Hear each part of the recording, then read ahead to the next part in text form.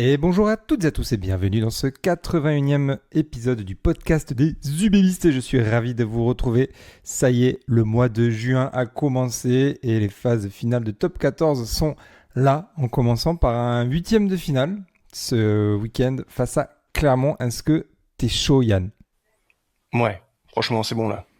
On rentre dans le sprint final, ça va être cool. Il y a que des matchs couperés, donc si on fait pas le taf, de toute façon, ça s'arrêtera la semaine d'après, quoi. Donc Bah, c'est ça. Prochaine défaite égale fin de saison. Donc au ouais, moins, comme ça, on se pose plus trop de questions. Le titre de cet épisode, le bonus pour croire au Brennus.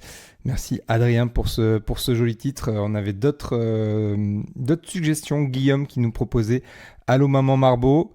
Les Z qui nous proposaient Ça sent les merguez en hommage à Urios qu'on va retrouver ce samedi à Chaban, et beaucoup évidemment de propositions en lien avec la rade, avec l'UBB en rade, etc.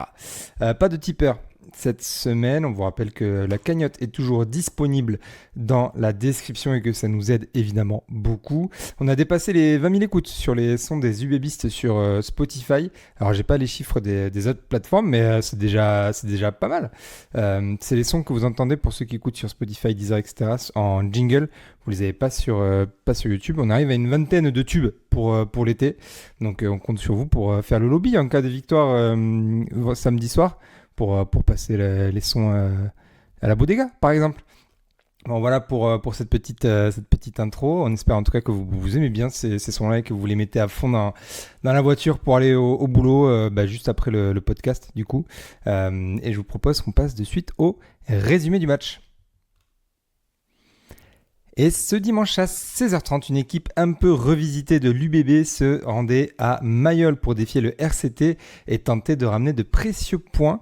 Mais ce sont les locaux qui vont piquer les premiers avec une interception de 80 mètres d'Albornoz sur un Pagerello un peu en dilettante au quart d'heure de jeu. Et Pablo Huberti va écoper d'un carton jaune pour un en avant volontaire dans la foulée. De quoi doucher un peu les espoirs des Bordelot-Béglés. Mais, une grosse défense et un grattage de Boris Palu plus tard, zappé de ski contre l'ouvreur du RCT. Et dans la continuité, c'est Sipili Falata qui conclut un gros travail des avants, 7-7 à la 25e. Mais moins de 10 minutes plus tard, Albornoz va récidiver pour permettre aux Varois de prendre les devants. Pire encore, l'UBB va craquer une nouvelle fois après la sirène sur une fin de mi-temps mal gérée, on y reviendra, 21-7 en allant au vestiaire. Et c'est de nouveau le moment que choisit le manager Yannick Bruck pour faire du coaching devant avec du Tamifuna, Lamotte, Boniface et Gazzotti, rien que ça. Et on croit que ça va très très vite porter ses fruits sur un énorme ballon porté. Mais d'après l'arbitre, le ballon n'est pas aplati. Dans la foulée, un bon par-dessus de Russ met toute l'équipe dans l'avancée et c'est Tamifuna qui conclut 21-14. Tamifuna qui va ensuite gratter un ballon et permettre à Russ d'inscrire 3 nouveaux points, 21-17. Et à la 65e, l'UBB semble faire le coup parfait avec un beau lancement entre Moefana et Russ, bien conclu par Romain Buros, qui permet de prendre un point d'avance. Mais la botte de Melvin Jaminet va finalement sceller l'issue du match à 2 reprises et permettre au RCT de s'imposer de 5 points, ce qui laisse quand même le bonus défensif à l'UBB. Comme toutes les défaites, je vous propose qu'on passe de suite au point positif. Et avant de commencer les points positifs côté UBB, un petit mot sur Toulon, Yann? ouais, ben on affrontait, bon, on n'est pas surpris, on a affronté une équipe de Toulon qui jouait plus rien, donc et on a vu pourquoi. Hein, c'est une équipe qui est collectivement assez brouillonne cette année. Tu sens qu'ils ont pas encore un fond de jeu bien déterminé, c'est assez compliqué, mais ils ont quand même des joueurs de très grande classe. Baptiste Serin a fait un très bon match où il nous a bien embêté. Je pense aussi à Albornoz le 10 argentin bah, en plus de ces 2 essais, je trouve qu'il les a quand même bien aidés en les remontant à chaque fois dans l'avancée. Ça a été un des joueurs les plus dangereux. Et puis après t'as le kickers Jaminet. Ouais, parce qu'il nous tue avec 2 pénalités au-delà des 50 mètres et en plus une qui est vraiment pas facile en coin. Donc voilà, ils sont allés chercher cette victoire. Je pense qu'on avait moyen de faire mieux, mais globalement voilà, ils ont quand même fait leur match, ils ont pas totalement lâché, ils avaient envie de faire un peu la fête sur cette dernière à Mayol, mais voilà, dommage, parce que face à cette équipe brouillonne, je pense qu'il y avait quand même mieux à faire si on avait été un peu plus précis. Tu sens quand même qu'ils sont en manque de confiance, hein. Enfin, c'est quand même très brouillon, beaucoup de fautes de main notamment, ce qui nous a permis de rester clairement dans le match. Finalement, nous, c'est un peu, on y reviendra, nos propres erreurs qui nous coûtent cher. Mais c'est vrai qu'ils ont eu du mal à mettre en place leur jeu et finalement, c'est plus dans l'occupation, le jeu au pied qu'ils ont réussi à vraiment se défaire de... Pas, typiquement en deuxième mi-temps, notamment en fin de match, on n'arrive pas à se dégager parce qu'ils arrivent à nous garder dans notre camp. Et c'est vrai que Jamini a fait un gros taf au pied, mais globalement, c'est vrai qu'on n'a pas été ébloui par le RCT, mais en tout cas, on n'a pas pu faire un match suffisamment abouti pour les embêter un peu plus et aller chercher cette victoire. Bon, point positif, très concrètement, un point. C'est l'objectif comptable que s'était fixé le staff et le manager de l'UBB avant le match. Ça nous permet de rester maître de notre destin, donc l'opération est finalement réussie. Ouais, franchement, c'était le plus important. Il fallait se mettre dans une position de pouvoir aller chercher ce point. Et puis même, on est quand même resté suffisamment dans le match où ça aurait même pu basculer pour nous et aller chercher 3 points de plus. Mais voilà, on a au moins l'objectif minimum. Maintenant, on sait ce qu'il nous reste à faire. De toute façon, on en parlera tout à l'heure, mais on sait ce qu'il nous reste à faire pour entrer dans les 6. C'était l'objectif, parce qu'après, c'est vrai que quand tu dépends des autres, c'est la position la plus inconfortable. Donc là, au moins, on est maître de notre destin. On sait la mission qu'on va devoir accomplir pour accéder au barrage. Donc ça, c'est vraiment le point positif. Et en plus, ce qui est bien, c'est que c'est un peu ce que j'avais évoqué moi un peu avant le match quand j'avais vu la compo. Ça fait quand même plaisir de voir que globalement, alors c'est pas péjoratif ce que je dis, mais nos seconds couteaux, donc les mecs qui sont pas forcément dans le 23 type, qu'ils arrivent en fait à se mettre au niveau pour pouvoir être compétitifs et gagner, ou en tout cas être proche de gagner ce genre de match. Et ça, j'ai beaucoup aimé que ce soit les jeunes qui ont fait énormément, qui ont mis énormément d'engagement. Donc après, on va parler des prestations individuelles, mais pareil, Chad Mousquet qui était un poste qui était pas le sien et qui s'est plutôt bien comporté. Buros, alors qui est quand même un joueur qui a beaucoup d'expérience, mais voilà, on les a trouvés tous concernés, je trouve, ces joueurs qui sont pas forcément intégrés au 23 type, notamment de la dernière finale et peut-être des prochains matchs.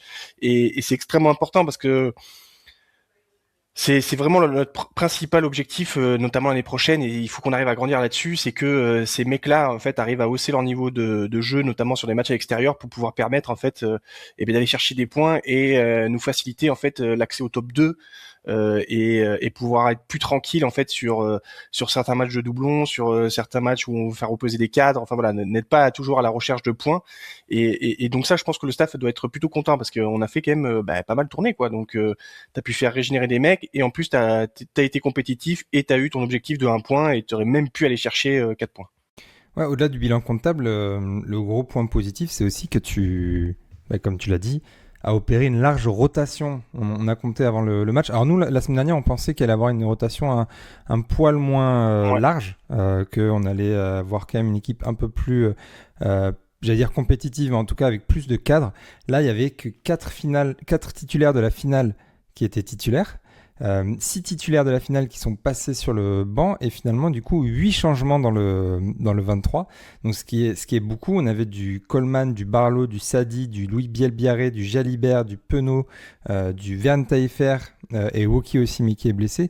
Tous ces joueurs-là étaient au repos, donc ont pu se régénérer. Donc ça, c'est vraiment un coup qui est réussi. Alors certes, tu vas pas chercher la victoire, mais finalement ton objectif, c'était d'amener un point. Tu l'as fait. Tu as pu faire tourner les mecs qui en avaient besoin. Donc là-dessus, en tout cas, même si on a le regret, au vu de la physionomie du match, et ça on y reviendra après, de ne pas prendre plus, là, tu as un point, tu es maître de ton destin. Finalement, tu as pu faire tourner. En gros, le dosage a été parfait de la part du staff. Ouais, et c'est vrai qu'on pouvait être inquiet, hein, parce que on a déjà fait ça, autant de rotation, mettre des 4 sur le banc, et c'est vrai qu'on s'est fait aussi souvent rouler dessus. Là, je trouve qu'il y a quand même tu vois, par exemple, à Bayonne, on est à moins 19 points à 60e. Bon, il y a t'as 2-3 joueurs qui rentrent, ça a réussi à rebasculer. Mais là, on a quand même eu un peu plus de maîtrise. on aurait pu avoir un peu plus de maîtrise qui nous aurait permis de potentiellement de gagner ce match, mais bon, en tout cas, on a fait, moi je trouve en revoyant le match, c'était plutôt un bon match. Notamment, on a coché quelques cases pour gagner l'extérieur, mais bon, on n'a pas gagné parce qu'on n'avait pas coché toutes les cases. On verra les points négatifs, mais j'ai trouvé que la conquête a été très très bonne. Ça c'était, il fallait, tu vois, je m'attendais pas forcément qu'on domine, par exemple, autant en mêlée fermée. Alors oui, ils avaient Ribans qui était absent, mais nous de notre côté, on avait quand même, on avait un peu l'interrogation parce qu'on avait deux jeunes seconde ligne, donc Zapedowski de 20 ans et Jacobs 21 ans, qui est plutôt un troisième ligne 6 et qui jouait 5, et t'avais Falatea qui est pas le pilier le plus dense chez nous, mais en fait on s'est très bien comporté puisque ils ont perdu eux une mêlée sur l'introduction et nous on a 3 ou 4 mêlées où tu sens qu'on prend vraiment l'avantage et on aurait même pu être récompensé sur certaines. Donc ça je suis très content parce que tu vois Falatea euh, qu'on classe numéro 3, mais finalement c'est vrai que c'est un numéro 3 de très haut niveau, parce que je trouve qu'en mêlée il est très bien, dans le jeu il est toujours aussi efficace, il marque son essai en pick and go, en défense il est très très fort parce il est assez mobile et en fait il plaque fort. Donc plutôt intéressant. Moi j'aimerais bien le voir enchaîner contre l'ASM pour faire un peu reposer Big Ben et réintégrer Sadi. Et c'est vrai que Falatea, on est content quand quand il peut enchaîner comme ça. Tu sens que c'est un mec de très bon niveau qui pourra même titiller, tu vois, s'il y a une petite méforme des deux gros devant, carrément une place de remplaçant ou titulaire. Enfin, tu vois, ça ferait pas tâche quoi. Il est vraiment au niveau, quoi.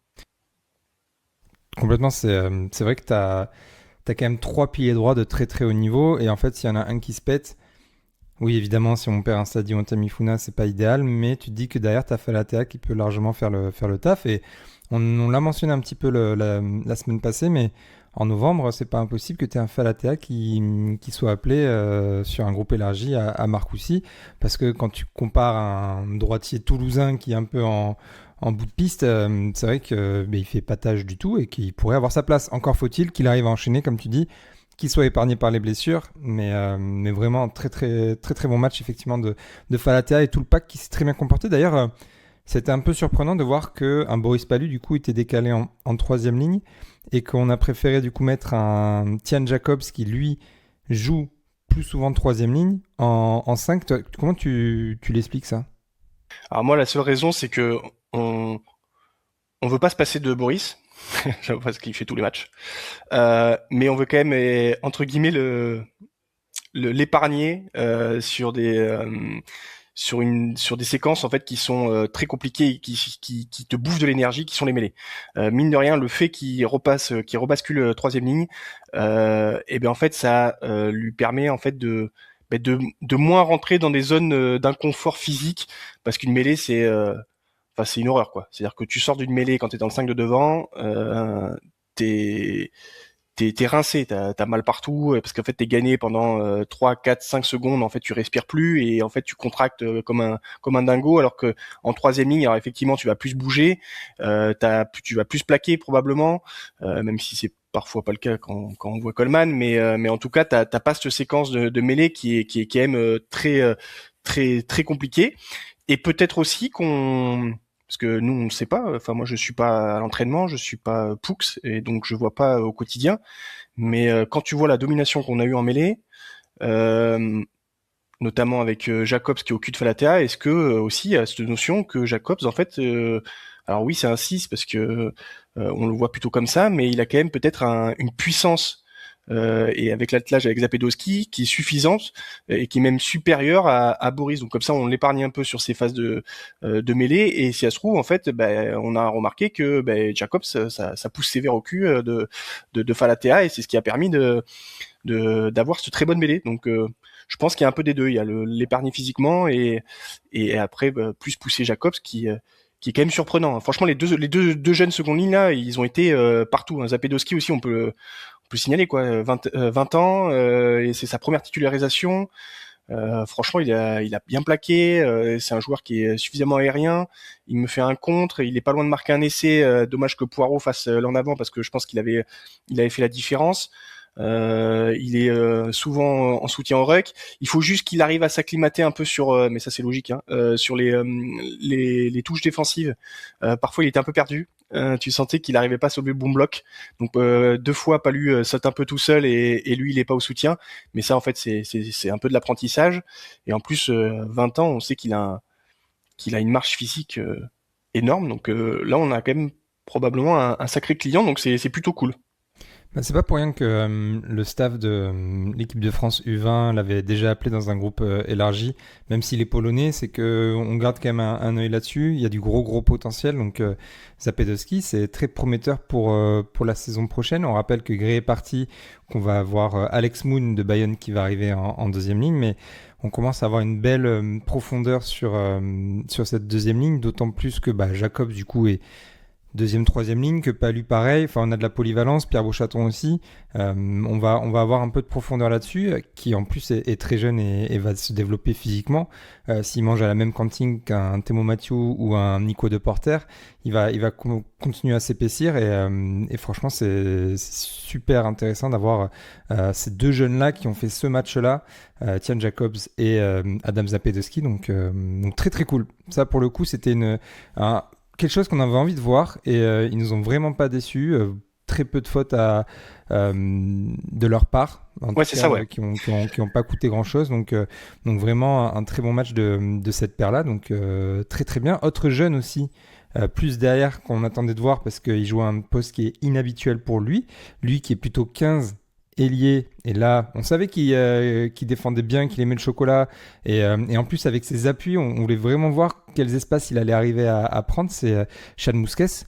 S'il commence à développer cette polyvalence là, il va être aussi très très utile, un peu à la Huberty ou ce genre de joueur qui va être potentiellement un couteau suisse, même si c'est pas exactement le même profil, mais en tout cas ça peut lui servir à lui pour la saison prochaine, pour essayer d'aller gagner un peu plus de temps de jeu, parce que cette saison c'est un peu compliqué, il passe derrière pas mal de mecs, mais il est toujours intéressant quand il joue, et là il s'est quand même très bien débrouillé sur ce poste de numéro 13.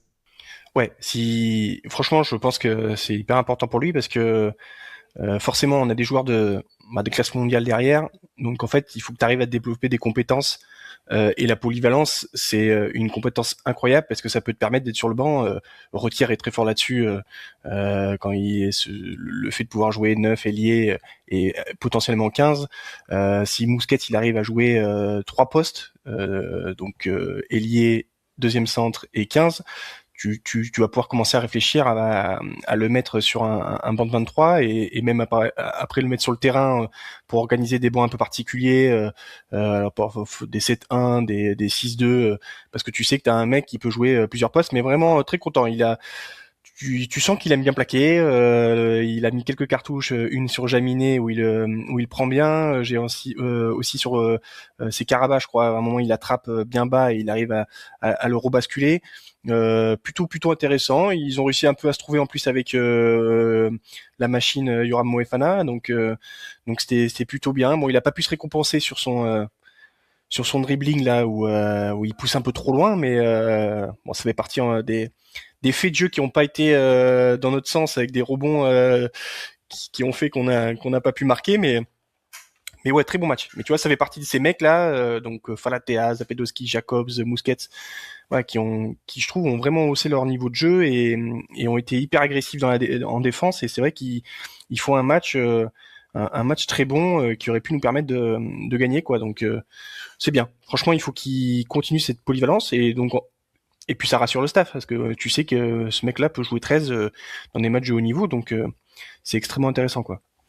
Ouais, trop bien. Effectivement, il se récompense pas avec son dribbling, mais bon match. Et celui qui avait l'air de jouer avec des enfants aussi, du coup, ce dimanche, c'est Yoram Moefana qui, là, ça y est, il est plein badin, il enchaîne, il a vraiment été impressionnant de chez impressionnant ce week-end. Ouais, putain. Alors lui, c'est vrai que depuis Basse, il marche sur l'eau. Il était monté doucement en compétences. Il fait une finale incroyable.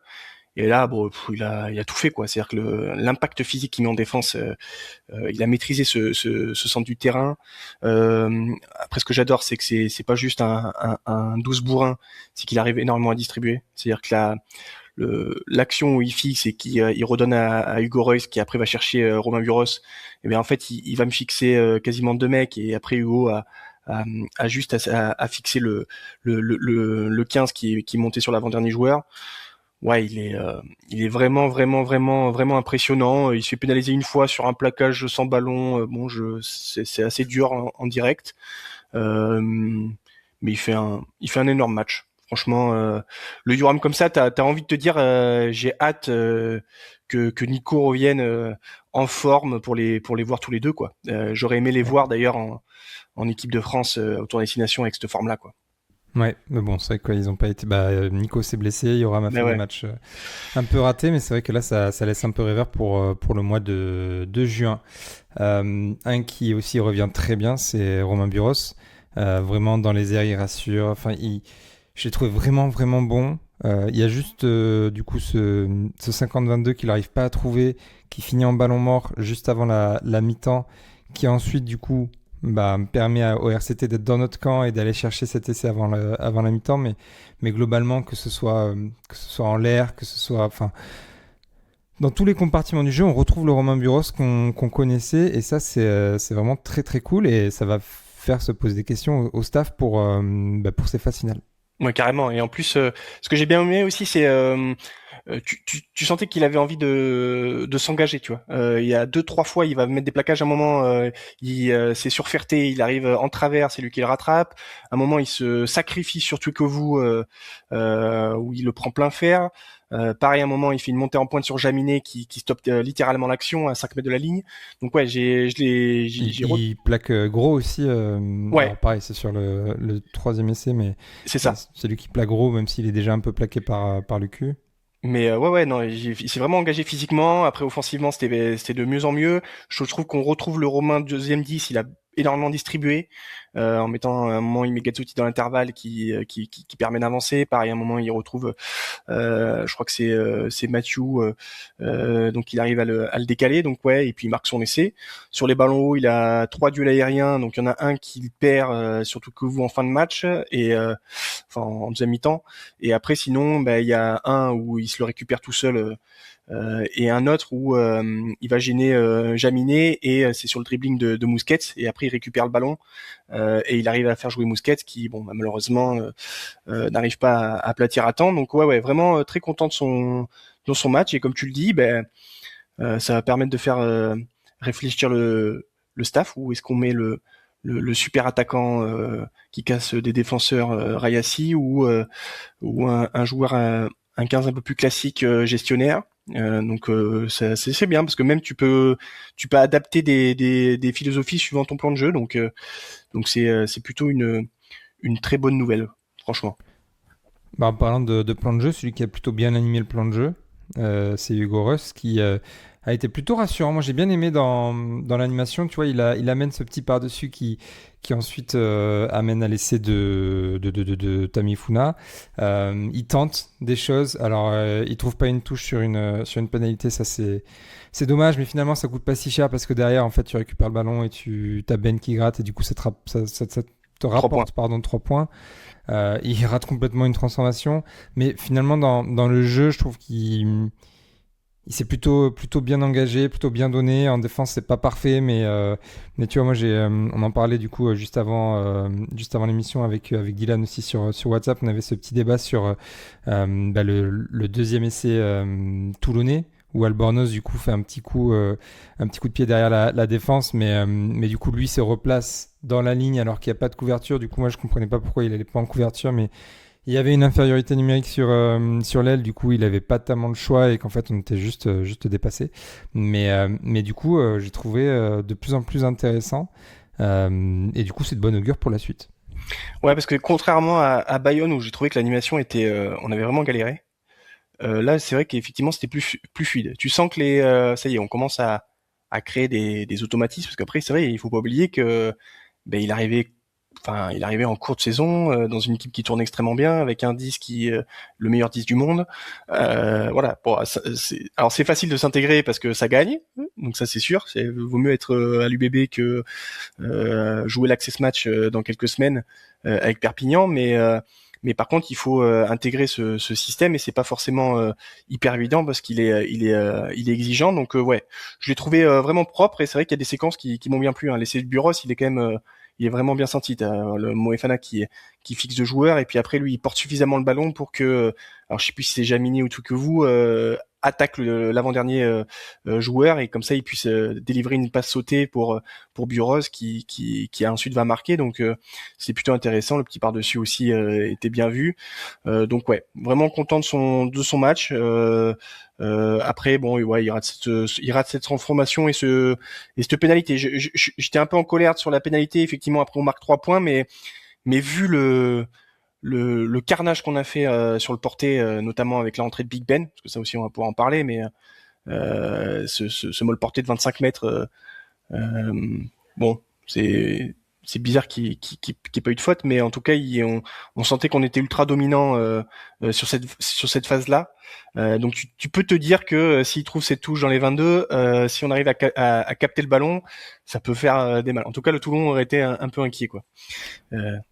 Ouais, je pense. Mais c'est vrai que quand on a vu se porter, on s'est dit, bon, bah, on va en mettre 4 ou 5 dans la mi-temps, et puis finalement refuser, puis finalement tu te fais sanctionner pas mal de fois, mais c'est vrai qu'il y en a un qui a surnagé et qu'il faut absolument remettre sous Cuba Libre pendant 3 jours, c'est Big Ben Tamifuna qui gratte les ballons, marque son essai, il est au soutien, il fait un taf monstrueux sur le porté du coup.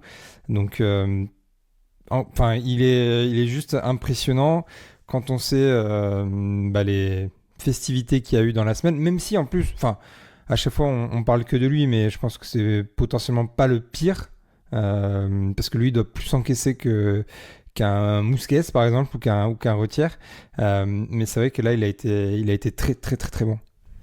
Ouais, encore un impact. Alors c'est vrai que Falatea fait un très bon match, hein, mais c'est vrai que quand lui il rentre, ça fait des dégâts, quoi. Effectivement, le molle porté, j'invite tout le monde à ce molle porté de 25 mètres, j'invite tout le monde à juste observer ce que fait Big Ben. Et j'avais déjà fait une vidéo à un moment où j'avais montré comment il faisait. Et là, c'est la même chose, quoi. Il arrive à se glisser dans ce molle et à se foutre devant les porteurs. Et après, en fait, ça tire, ça travaille. Enfin, les mecs ne peuvent strictement rien faire. Le seul truc, c'est qu'après, ce truc, c'est qu'il tombe sur la motte et je pense que c'est un peu ça qui enterre le ballon et qui enterre un peu la motte. Voilà, il y a juste la fin où ça aurait été mieux que ce soit la Big Ben qui ait le ballon que la motte. Là, il y aurait eu aucun débat. Bon, après, ça a rien changé puisque 3 minutes après ou 5 minutes après, on a de nouveau Big Ben mais je crois que c'est ça, c'est sur le par-dessus, t'as raison de Royce, et après t'as Big Ben qui est juste inarrêtable en ce moment à 5 mètres de la ligne, quoi. C'est-à-dire que je sais pas comment tu fais pour le prendre, parce que Sinclair s'est mis vraiment bien bas, mais en fait ça sert à rien parce qu'il saute au-dessus de soi et puis il arrive toujours à trouver la ligne, donc vraiment ce mec est juste monstrueux, donc ouais, monstrueux. On reparlera ensuite quand on fera la preview du match de samedi, hein, ce qu'on laisse dans le formol, est-ce que voilà, on en reparlera de Big Ben dans cet épisode. Est-ce que tu as d'autres points positifs? Non, parce qu'on a évoqué la conquête, la touche où on les a bien embêtés. À la fin, je crois que c'était la panique. Ils perdent 5 touches. Mais sinon non.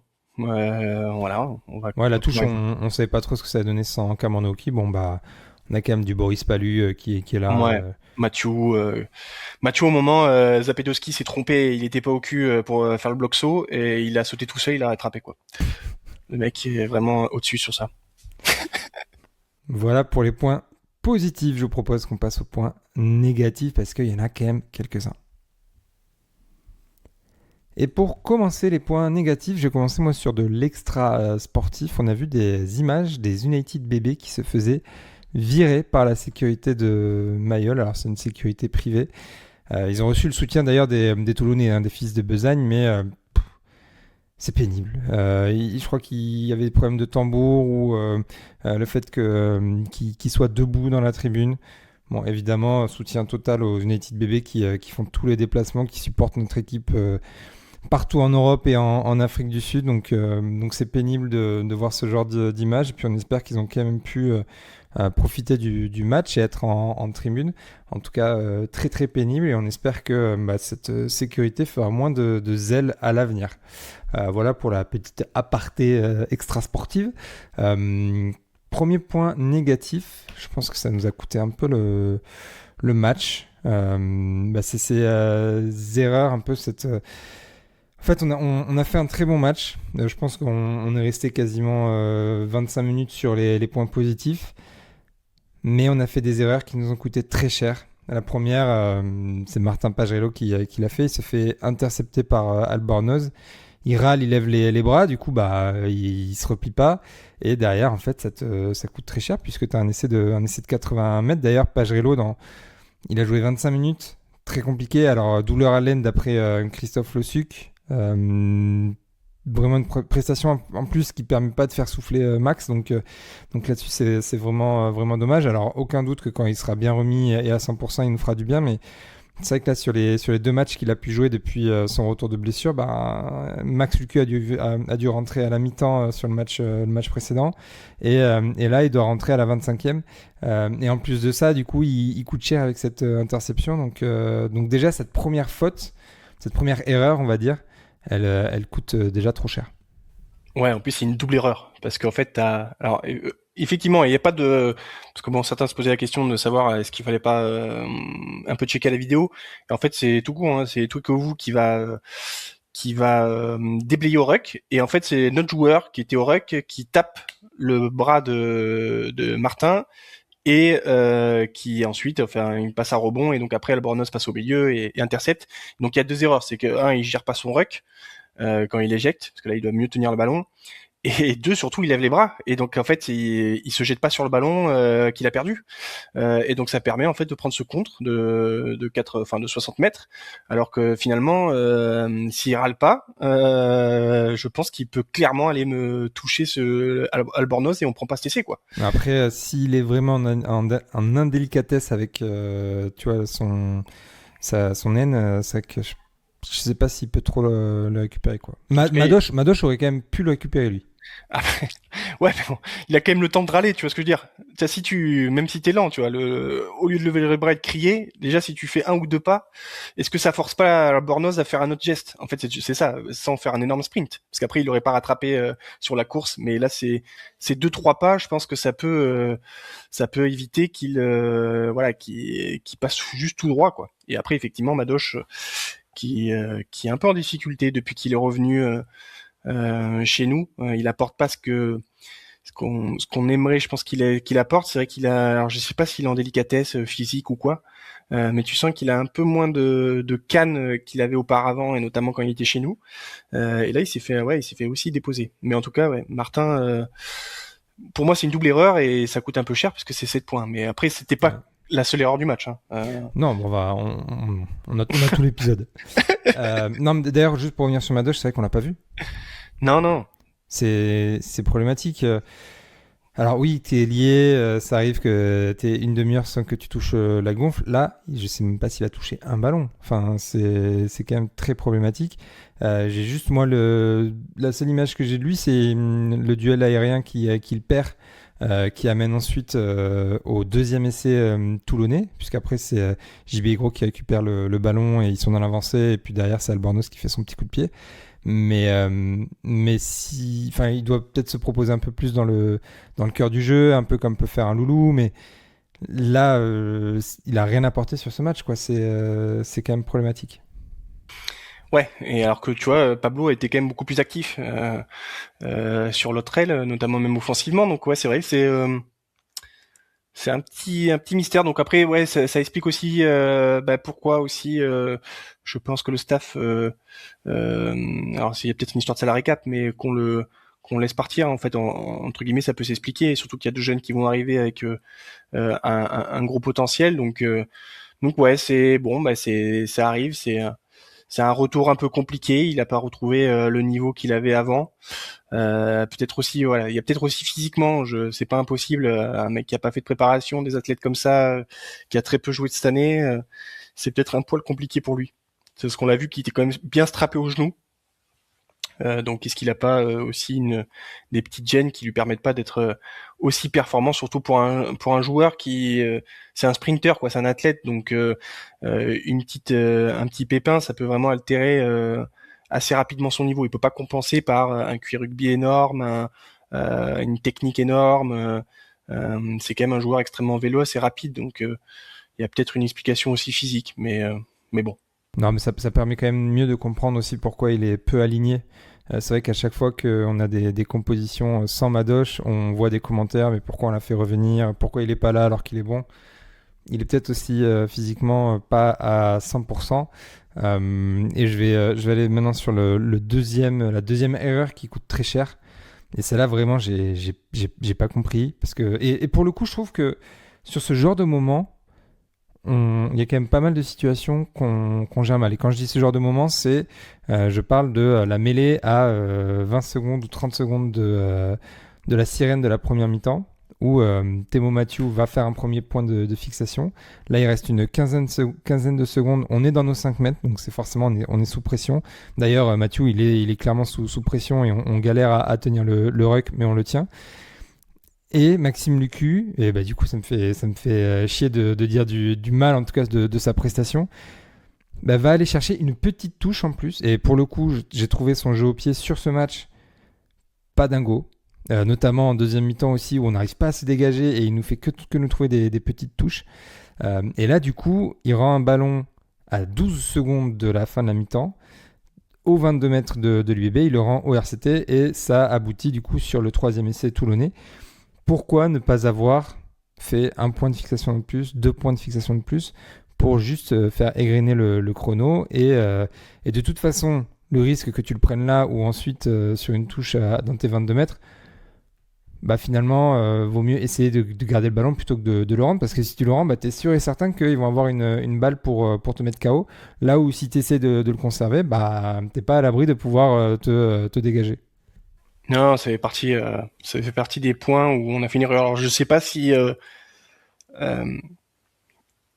comment il est en fait. Est-ce qu'il a le timing dans sa tête? Voilà. En fait, c'est ma seule interrogation. Bah, pour moi, il doit l'avoir. Enfin, t'as une mêlée juste avant, donc t'as le temps en fait de regarder le chrono, de savoir bah, il reste 20 secondes, et t'attends la sirène et tu fais des pick and go jusqu'à ce que Ouais, ouais. Ben en où fait, tu lances des mecs, quoi. c'est juste ma seule interrogation, quoi, parce que en fait, je comprends pas pourquoi il fait ce jeu au pied, effectivement. Parce que t'avais deux solutions, soit tu refais un point de fixation avec une cellule de gros, soit t'avais aussi une possibilité grand côté pour aller chercher le pied de Buros et donc t'aurais gagné en fait ce temps en faisant quelques passes, ces 10 secondes qui t'auraient permis en fait de dégager au moment de la sirène. Mais c'est vrai que je comprends pas cette gestion. Voilà. Enfin, je pense que c'est une erreur d'ailleurs. Ouais. Mais je Donc, trouve qu'on n'est pas très bon. Sur ce genre de moment sous pression où, tu vois, à la sirène, etc., bah, on a perdu des matchs comme ça, hein, donc c'est pour ça aussi que je dis ça. Enfin, en tout cas, dans ces moments-là, je trouve qu'on fait pas forcément les bons choix et on garde pas nécessairement la tête froide, donc c'est un peu problématique. Et là, ça coûte cher, 7 points en plus. D'ailleurs, ouais, on croit le récupérer le ballon ouais, sur un grattage de Falatea, il me semble. c'est ça exactement. Et finalement, en fait, c'est le RCT qui récupère le ballon. On comprend pas bien ce qui se passe, mais il semble qu'il y a quand même une un petit quelque chose, quoi. Ouais, en fait, c'est tout que vous qui au sol retape en fait dans Falatea et ça fait rebasculer le ballon du côté de Baptiste. Ouais. Mais bon, en fait, c'est toujours pareil, c'est que on a donné l'opportunité de se faire pénaliser par une décision. Tu vois, Martin Pajirello, on est dans une phase super offensive où on est super bien et on a clairement un ballon d'attaque avec très positif où on aurait pu obtenir quelque chose. Et là, on fait cette gestion où en fait, alors on a 50-22 pas de cul et en plus après on a cette cette sortie de camp qui est mal gérée où on aurait pu terminer en fait cette première mi-temps parce que là si ça fait 14 points, je trouve qu'on donne trop facilement alors qu'on avait les moyens de faire bien mieux. Et puis après les autres points, c'est que sur ce match, on a été complètement indiscipliné, quoi.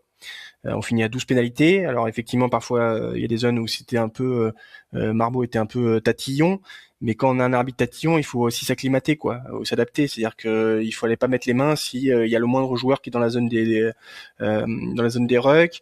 Il faut pas faire des fautes débiles. J'ai encore Boniface qui est complètement hors jeu. Il n'y a pas de débat. C'est sur une des pénalités de Jaminet. Il est complètement hors jeu et il va me plaquer le numéro 9. Donc ouais, ça il faut c'est la pénalité qui permet au RCT, c'est la première ouais, c'est ça. des deux pénalités, c'est la pénalité qui permet au RCT de passer devant. 2 fois après, on attrape. Alors une palue, j'entends parce que c'est compliqué comment il plaque et donc il attrape le coup et après on le refait 5 minutes plus tard avec Beauchaton. Voilà, on a trop fait d'erreurs et comme tu le dis, le problème c'est qu'on n'a pas pu inverser la pression au pied, donc en fait on est resté tout le temps dans notre camp. On a eu 0 occupation. Et ça aussi, c'est un autre problème que je vois, c'est que j'ai pas très bien compris notre stratégie. Alors effectivement, quand on fait des montées agressives, quand on arrive à récupérer des ballons dans les rucks, c'est bien de laisser le ballon dans le terrain. Mais je trouve que là, on l'a trop laissé dans le terrain, alors qu'en fait, en touche, ils avaient complètement failli. Donc je me dis, parfois, on aurait peut-être pu trouver des touches un peu moins loin, donc dans nos 40, dans nos 50, et après essayer de les contester. Là, Max a aussi parfois, il a trouvé de la longueur, mais en fait, on repartait avec des relances de Jaminet de ces 40. D'ailleurs, la pénalité, la dernière pénalité vient de là. Donc c'est ouais, Ouais. C'est marrant parce que moi j'ai un peu le ressenti un peu inverse où tu vois que ce soit le coup de pied du coup juste avant la mi-temps, que ce soit aussi en fin de match aussi on est pas mal acculé dans nos 5 et on réussit à chaque fois à récupérer le ballon et à chaque fois en fait on trouve une toute petite touche enfin limite à nos 22 mètres et ça on l'a fait 2-3 fois sur la fin de match. Du coup j'ai un peu le ressenti inverse où on n'a pas voulu mettre des grands coups de chausson pour les renvoyer un peu dans leur camp, mais plutôt essayer d'aller sécuriser la touche. Donc, c'est vrai que c'est du coup un sentiment un peu. Il faudrait qu'on regarde un peu les stats ou qu'on regarde une 8e fois le match, mais c'est un sentiment du coup qui est un peu bizarre parce que, en tout cas, pendant le match, moi j'avais l'impression qu'on n'arrivait pas à se dégager, quoi. À chaque fois, on trouvait des petites touches et que finalement, en fait, on a réussi à les renvoyer un peu chez eux, mais il y a toute une séquence où on n'arrive pas à se dégager, quoi. ouais, non mais c'est possible. Mais tu vois, on n'a pas retrouvé en fait ce que Max faisait très bien, c'est-à-dire la sortie de camp où tu arrives dans les 40 mètres adverses et ils ont pas la possibilité de jouer la touche. En fait, ce qu'on fait quand il fait ses superbes sorties de camp. Là, effectivement, soit je trouvais moi qu'on le laissait dans le terrain et après on reprenait la pression une séquence, alors que ce soit à la main ou on mangeait des pénalités. Donc ça, je trouve qu'on l'a fait plusieurs fois, on n'arrivait pas à ressortir de nos 50. Et après, effectivement, t'as raison, il y a des moments contre le vent en deuxième mi-temps où on a trouvé 0 longueur. Il y a Hugo pareil, et Max une fois il fait du pied gauche, une fois du pied droit. Enfin ouais, effectivement, on n'a pas su se sortir de cette zone d'inconfort, mais bon, c'est C'est con parce que la défense était bonne. Enfin, franchement, alors il y a eu des soucis d'indiscipline, mais globalement, que ce soit le contre en touche ou notre défense dans nos 5 mètres, on a tenu et on a réussi, notamment en deuxième mi-temps, à récupérer pas mal de ballons comme ça et ils ont eu du mal à trouver des solutions. Et soit tu n'arrives pas à te dégager, soit tu fais une faute bête. Parce que finalement, en fait, les points qu'ils mettent en deuxième mi-temps, c'est des coups de chausson de plus de 50 mètres. Donc, ils n'ont pas réussi à trouver des solutions face à notre défense. Et on s'est bêtement mis, comme tu l'as souligné sur certaines actions, à la faute. On sait qu'il y a forcément des décisions qui peuvent prêter à discussion, notamment de notre côté. Palu, je pense que si son protège-dents, il vibre, enfin, ou il sonne, enfin, je sais pas comment ça fonctionne, mais je pense que c'est revu et que Sinclair peut prendre un jaune. Enfin, il y a plein de petites choses qui effectivement n'ont pas joué à notre faveur. D'ailleurs, Yannick Brul a dit en interview d'après-match qu'il avait trouvé Marbeau un peu sévère avec nous. Il a aussi dit on l'entend pendant la pause fraîcheur aussi de la deuxième mi-temps. Marbeau, il fait attention à ça, donc adaptez-vous, etc. Force est de constater qu'on ne s'est pas suffisamment adapté, que ça nous a coûté très cher, ça nous a coûté le match. Donc là-dessus, trop d'indiscipline. Et c'est dommage parce que le match a été vraiment très très bon. Tu gommes un petit peu d'indiscipline, tu gardes la tête un peu plus froide sur 2-3 décisions. Tu as aussi potentiellement un petit peu plus de chance avec un ballon qui fait un 50-22 et pas un ballon mort. Et tu peux faire une excellente opération, tu passes à rien. Mais finalement, le match, il est quand même il est satisfaisant parce en fait, il est très frustrant parce que c'est un bon match. Si tu n'existes pas, à la fin, tu es en colère, mais pas pour les mêmes raisons. Là, tu fais un bon match, tu penses pouvoir prendre ce match et du coup, arriver un peu, pas en tongue, mais en tout cas, être un peu plus serein sur le match contre Clermont. Et finalement, tu prends quand même le point qu'il te faut, mais tu te dis que tu aurais pu avoir un peu plus, même si c'est un peu plus, finalement, ce qu'il aurait vraiment servi à quelque chose sur la fin de championnat. Peut-être, mais peut-être qu'on n'en aura pas besoin aussi. Voilà, c'est ça. Et ça, je te propose qu'on le regarde tout de suite au point classement. Au point classement, du coup. Alors là, il va falloir sortir les calculettes. Premier, Toulouse. Deuxième, Montpellier, qui a battu la section paloise avec une jolie mêlée, avec un palois qui a fini sur Platoon. Platoon, n'importe quoi. Pluton, ouais, Platoon. Je fais un mix entre Pluton et Saturne. Bref, le Stade français qui est troisième à égalité avec Montpellier avec 78 points. Et là derrière, quatrième, Pau à 73 points. Donc 5 points derrière les deuxième et troisième. Derrière eux, c'est le Racing qui a fait la très bonne opération du week-end puisqu'ils ont gagné avec le bonus à Clermont. Clermont qui, du coup, s'est un peu effondré parce qu'ils avaient l'opportunité d'être devant nous. Et finalement, ils sont 8e. Donc, grosse désillusion pour Clermont. On est 6e. L'UBB, on perd une place au classement. On est à 69 points. Donc, 1 point derrière le Racing, 4 points derrière Pau. Et derrière nous, donc 7e, donc, qui joue encore quelque chose finalement, c'est La Rochelle avec 68 points. Et derrière, Clermont avec 67 points. Ce qu'il va falloir surveiller du coup. Ce samedi, tous les matchs sont à 21h. Ça, c'est simple, c'est le multiplex, c'est la dernière journée. Tous les matchs sont samedi à 21h. Donc, ceux qui seront à Chaban, ce sera un peu compliqué à suivre. Et ceux qui sont devant la télé, ils vont pouvoir envoyer des messages à ceux qui sont à Chaban. Bayonne-Perpignan, on s'en fiche. Castres-Toulon, on s'en fiche. Lyon-Montpellier, on s'en fiche, parce que Montpellier est quand même 9 points devant nous. Racing 92, Toulouse. Là, on s'en fiche pas trop. Non. Parce que le Racing est 1 point devant nous. Ils reçoivent le Stade Toulousain qui a gagné contre le Loup, il me semble, ce week-end. Ouais, à l'arrache. Ouais, qui a pas séduit, qui s'est pas mis en confiance avec un... Dupont, il n'a pas joué. Non, il est un peu blessé. Il est un peu blessé. Un peu de Festival de Cannes, un peu de tout ça. pas dispo pour jouer. Mais plus sérieusement, Toulouse va devoir se rassurer. Toulouse ne jouera pas les barrages, donc aura une semaine ensuite pour faire du frais.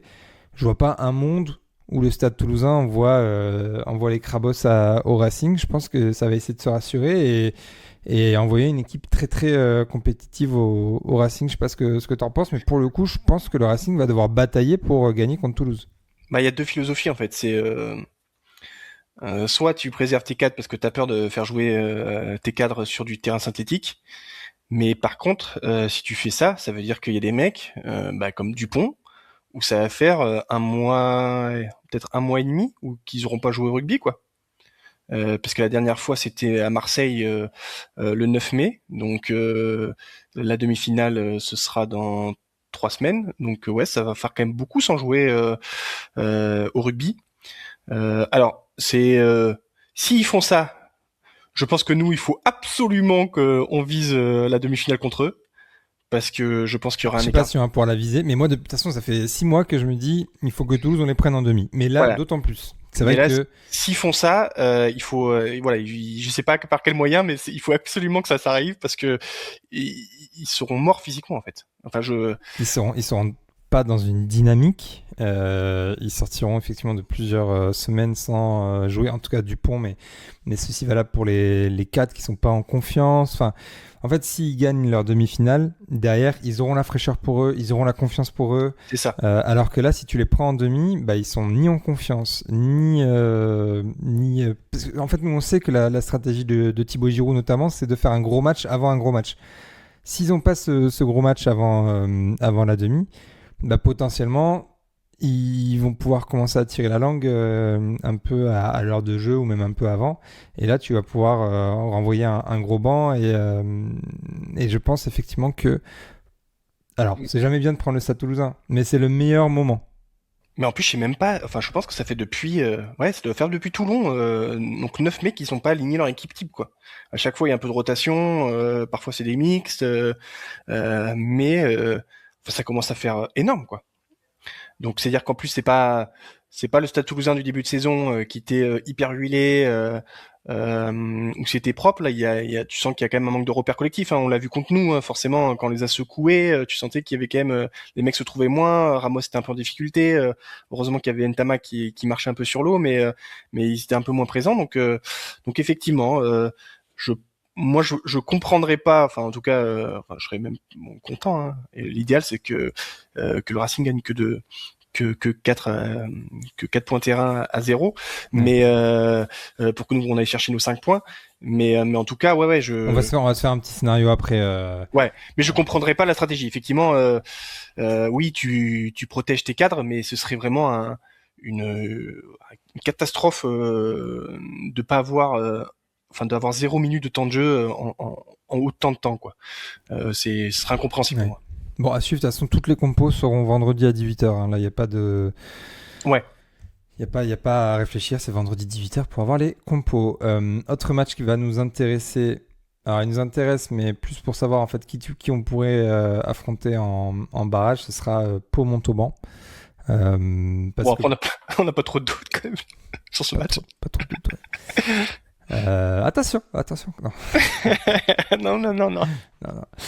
Mais non, mais en fait, ce qui nous intéresse, c'est en fait de savoir qui c'est qui va finir 4ème, sachant que Pau devrait prendre les 5 points. Et après, il faut voir entre Paris, Montpellier et Pau qui c'est qui a les points de terrain. Et du coup, un match très important, celui-là, pour le coup, ça va être Stade Rochelet, Stade Français Paris. C'est ça. Que va faire le Stade Français ? Est-ce que dans la même optique que Toulouse, ils vont envoyer une grosse équipe pour garder de la confiance, parce que pour le coup, ils en ont un petit peu eux, sachant que Montpellier, eux, vont au Loup, que Montpellier est en ballottage favorable parce qu'ils ont les points de terrain face au Stade Français, que le Loup, ils jouent rien, c'est compliqué quand même depuis un petit moment, mais ils seront à domicile, ils vont sûrement bien finir à Gerland, sachant que j'entendais au petit bureau que c'est les 100 ans de Gerland, qu'il y aura une fête, etc. Donc je pense qu'ils vont quand même être l'équipe la plus forte possible. Mais voilà, est-ce que du coup, La Rochelle, Stade Français, c'est un peu une belle inconnue, même si... Vu la dynamique du moment, La Rochelle, c'est sur les 5 derniers matchs, c'est 5 victoires. Hein, donc ils sont plein badins. Je les vois bien gagner, mais j'espère que ils gagneront pas avec 5 points. Même si, il reste un dernier match dont on n'a pas parlé, c'est évidemment UBB Clermont. Et que si on prend les 5 points, du coup, grâce au bonus défensif qu'on a ramené de Toulon, si on prend les 5 points, on est assuré d'être qualifié. Après, à quelle place, à voir en fonction des autres résultats. Mais si on prend les 5 points, on est assuré. Du coup, pour faire une petite simulation, on va partir du principe qu'on prend les 5 points. Donc ça, au moins, c'est réglé et on ne se pose pas de questions. Donc, ce qui va déterminer un peu le classement, c'est ce Pau, du coup, Montauban. On va se dire que Pau va prendre 5 points aussi. Ils vont être à 78 points. Et il faudrait dans ce cas-là que Paris... Enfin, en fait, je dis ça parce que j'ai déjà anticipé un peu la suite où je me dis, quelle équipe tu veux avoir en barrage ? Moi, je préférais Pau. Ok. Eh bien, moi, je préférais Paris.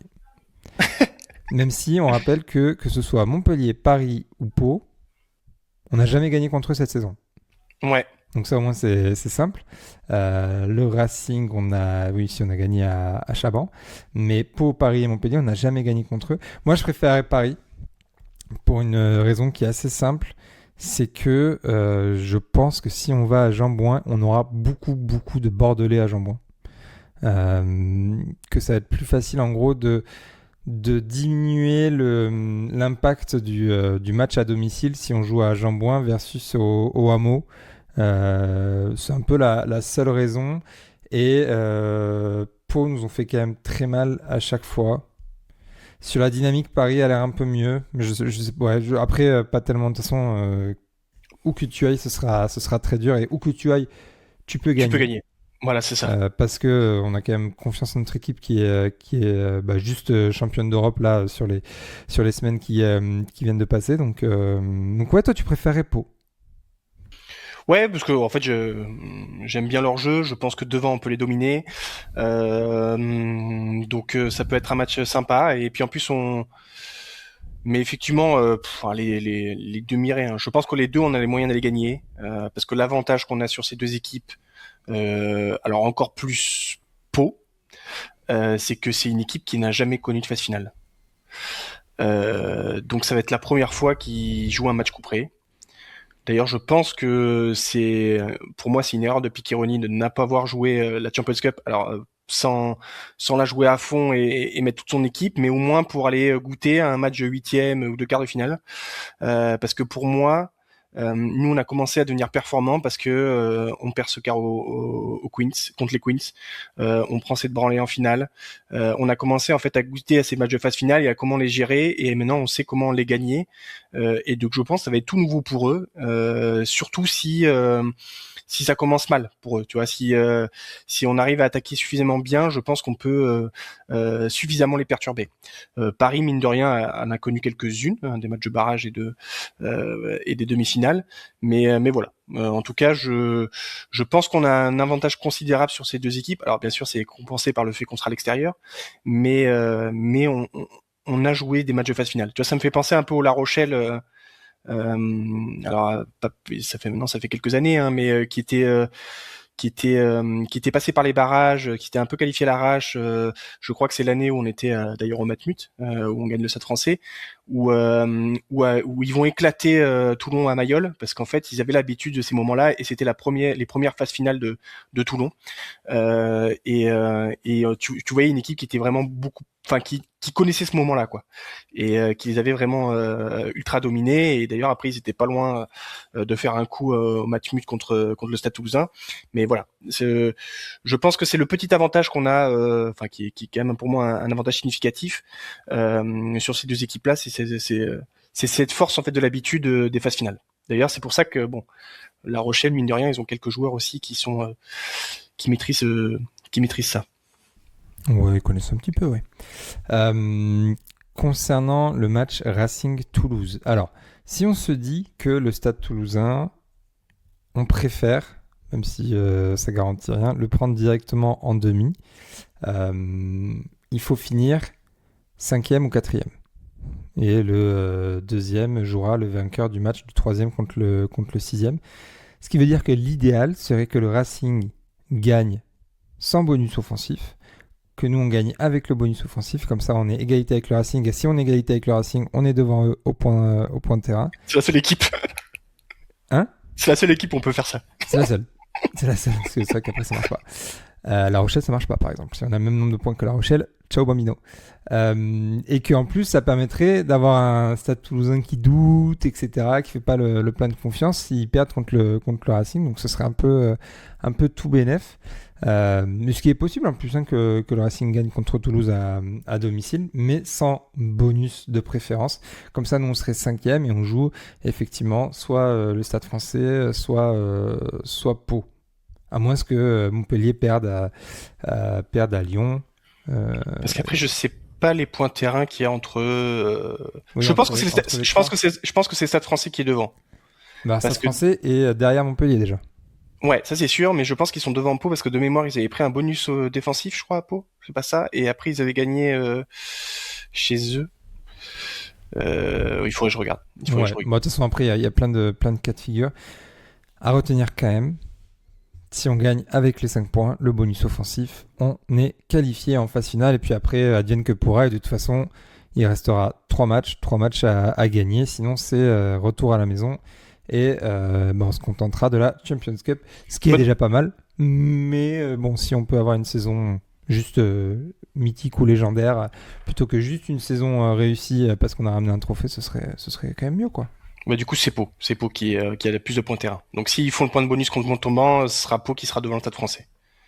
À moins que le Stade Français aille chercher quelque chose à La Rochelle, soit un point terrain, soit une victoire. Bon, ça va être compliqué pour la victoire, mais voilà.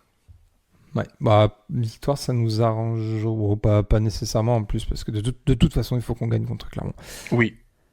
Voilà pour le point classement. On espère que c'est un peu plus clair pour vous, même si il y a beaucoup de cas de figure différents. Mais au moins, retenez que il faut gagner avec les 5 points pour être sûr. Il faut gagner. Parce que si on perd, c'est à la maison parce que Clermont nous passe devant. Ça, c'est une certitude. Si on gagne sans le bonus offensif, La Rochelle peut, si eux gagnent avec le bonus offensif contre le Stade Français Paris, ce qui va quand même pas être mince affaire, mais ils peuvent le faire. Ils peuvent arriver à égalité avec nous et nous doubler parce qu'ils ont les points de terrain sur nous. Donc c'est un peu le danger si on ne gagne pas avec les 5 points. Voilà pour le point classement. On va parler tout de suite des actus parce qu'il y en a quelques-unes. Et pour commencer les actus du club, le départ d'un joueur qu'on aime bien, qui a été absent pendant un long moment, c'est Lachlan Swinton qui s'en va à l'USAP. Petite déception parce qu'on aurait bien aimé le garder finalement. Ouais, alors après, est-ce que ça veut dire d'un autre côté, on a des garanties sur un possible retour de Jean-Luc Duprez? Parce que tu sais, c'est un peu ça qui nous inquiétait. Est-ce que Jean-Luc va de nouveau être apte à jouer au rugby et si c'était non, est-ce que on gardait sous la main un Lachlan Swinton qui était un peu évasif sur son avenir parce qu'il voulait rester en France, un retour en Australie, rester à Bordeaux parce qu'il était bien. Donc peut-être que dans cette petite mauvaise nouvelle, on aura une bonne avec le retour de Duprez. Bon, en tout cas c'est bien, il a trouvé un club qui j'espère va rester en top 14, enfin en tout cas pour lui. Sinon ils auront une équipe hyper compétitive en Pro D2 parce que vu le recrutement annoncé, il y a quand même du beau monde entre Rees le Néo-Zélandais, lui, Swinton. Il y avait du monde aussi qui avait signé au poste de pilier. Donc ouais, c'est bien qu'il reste en top 14. Et puis il retrouvera ce Gray qui l'a côtoyé chez nous. Johnny. Ouais, un peu déçu, mais moi je me dis que. En fait, nous on se disait, ce serait trop bien que s'il reste si Jean-Luc Duprez est out pour le rugby. Et du coup, je me dis que son départ veut peut-être dire quelque part qu'on mise encore sur Jean-Luc Duprez. Voilà, je me raccroche à ça, quoi. Mais c'est que des interprétations et pour l'instant, rien de concret. Adam Coleman, lui, est appelé avec les Tonga pour la Nations Cup, donc qui commencera en juillet, il me semble. Mais pas de Ben Tamifuna. Et d'après des infos qu'on a pu nous envoyer sur Twitter, on aurait une opération de Tamifuna prévue cet été. On n'a aucune autre info pas du tout vérifiée. Enfin, c'est en gros ce qui ressort, mais du coup, on n'en sait pas plus. Ce serait du coup une hypothèse et la raison pour laquelle Ben Tamifuna n'est pas appelé, en tout cas, avec les Tonga sur cette tournée d'été. Après, de mémoire, cette année, ce sera quand même moins contraignant pour notre Big Ben. Là, il est pas appelé, hein, donc. Mais pour Coleman, c'est que ils font que tu sais, c'est la nouvelle compétition là qui va se mettre en place. Donc t'as le tiers 1 qui va jouer énormément, enfin qui va jouer des matchs tests qui vont se finir en novembre, et tiers B ils jouent aussi entre eux, mais il n'y a pas la Pacific Nation Cup là, cet élément qui nous embêtait un peu parce que c'était fin août début septembre, et donc en fait c'est pour ça qu'on avait eu Big Ben très tardivement, on l'avait récupéré après la tournée de novembre en décembre. Donc là si il y a que ces 3 matchs pour Coleman, ça veut dire qu'on l'aura alors probablement pas parce qu'il y a une coupure obligatoire, je crois que c'est 3 semaines dans les périodes estivales, mais on pourrait l'avoir dès la deuxième journée, quoi. Donc c'est plutôt bien parce que on a quand même encore ce doute Alors c'est Big Ben, c'est une opération, j'espère qu'il sera là pour la reprise, mais on a toujours ce doute avec Carlos Sadi. Et là, par contre, les Sud-Africains, ils jouent tout le temps jusqu'à mi-septembre, je crois. Donc Parce qu'ils ont quand même le Four Nations. non, ils ont pas le Four Nations, mais ils font des matchs. Alors je sais pas si c'est test match avec la Nouvelle-Zélande, et je crois qu'ils ont des matchs jusqu'en septembre. Enfin, c'est un truc, je comprends pas ce calendrier. Ok. Donc, Mais effectivement, on les adore, les Tongiens, mais en fait, ils prennent à chaque fois nos 2 joueurs les plus vieux. Ils ah se oui, les gardent jusqu'en fin septembre. Et quand je dis plus vieux, c'est aussi devant quand même ouais, deux tauliers, quoi. de Quasiment solide. nos 2 meilleurs joueurs sur le 5 de devant. Donc, bon, s'il y a que 3 matchs et que c'est en juillet et que Big Ben, lui, il peut se faire un été aussi où Il voyage pas, quoi. il voyage pas, il fait du frais, tu sais, qui se remettent sous Kaipi et puis voilà quoi, il se fait opérer et puis Parce que ça doit faire depuis la Coupe du Monde qu'il a pas fait une préparation avec nous, je pense. Hein. ouais. Et tu vois, c'est un 91, hein. Donc non, Ah oui, on en sait quelque chose. On commence à fatiguer quoi. ah oui, On ouais, commence à surtout en se ce faire moment. vieux. Ouais, j'imagine. Quand les nuits sont courtes, bah lui il connaît aussi les nuits courtes, hein. Pas que toi, hein. Moi je vais connaître ça bientôt. Bon. Ouais, Bon, pas pour les mêmes raisons quoi. Donc voilà pour Adam Coleman qui va jouer avec les Tonga. Bon, tant mieux pour lui, mais bon, qui se pète pas en tout cas avec les Tongiens. Les Lions, elles ont gagné encore une fois. Victoire 45-26 face à Grenoble pour le dernier match de la saison à domicile. Et elles se déplacent à Toulon dimanche à 15h. Ce sera le dernier match de la phase régulière. Elles sont 3e de la poule. On fera un petit point la semaine prochaine pour parler des demi-finales qui vont arriver très très vite. Je sais plus s'il y a... Non, il n'y a pas de barrage. non, non, là c'est les 4 premières. Et du coup, d'ailleurs, en plus, enfin, j'ai C'est écouté ça dans le. l'ASM Romagna du coup. Ouais, c'est ça. Et, du coup, j'avais écouté ça dans le petit bureau. T'avais la semaine prochaine Stade Toulousain, ASM Romagna. Donc, du coup, elles vont se savoir qui va affronter les Lions ou pas. Parce que forcément, Blagnac est quand même un peu en dessous de notre équipe. Ouais. Donc la première affrontera la 4 et la 2 la 3. Exactement. Donc là, à savoir qui va être première de la poule. Il me semblait, du coup, je savais pas que c'était ça ce match, mais oui, effectivement, du coup, il y a encore un match à jouer qui va être très important Ouais. pour déterminer les demi-finales. Les espoirs qui gagnent un titre, Oui. finalement. Victoire 26-14 face à Oyonnax. La saison elle est un peu sauvée finalement par ce titre. Alors c'est le titre de la poule basse. Mais toujours est-il qu'ils ont le trophée du Challenge de France. Ouais. Et mine de rien, ça sauve un petit peu la saison. Ça montre que le boulot a été bien fait en deuxième partie de saison. T'as pu voir le match, toi, ou pas? Ouais, j'ai vu le match, un match plein de maîtrise, avec des joueurs. Voilà, je trouve que, comme tu le dis, on a su évoluer, notamment avec. Il y a pas mal de joueurs qui ont évolué physiquement, techniquement, et qui ont vraiment pris une belle dimension. J'évoque depuis quelques semaines Malinowski, le talon, Pargard, que je trouve de mieux en mieux, qui a vraiment été ultra dominant. Atouma aussi, qui est un jeune joueur qui est monté cette année et qui petit à petit commence à prendre ses marques. Après, il y a toujours les joueurs un peu plus d'expérience, Uto, Lara qui aussi ont été très bons, Bonne aussi qu'on a vu avec les grands qui est vraiment un superbe joueur, Georgie qui amène son impact physique. Enfin voilà, il y a eu du beau monde. On a plutôt bien maîtrisé ce match. J'ai bien aimé aussi, alors je crois que c'est Tétani le troisième ligne L qui a marqué 2 ou 3 essais, donc qui a été hyper mobile.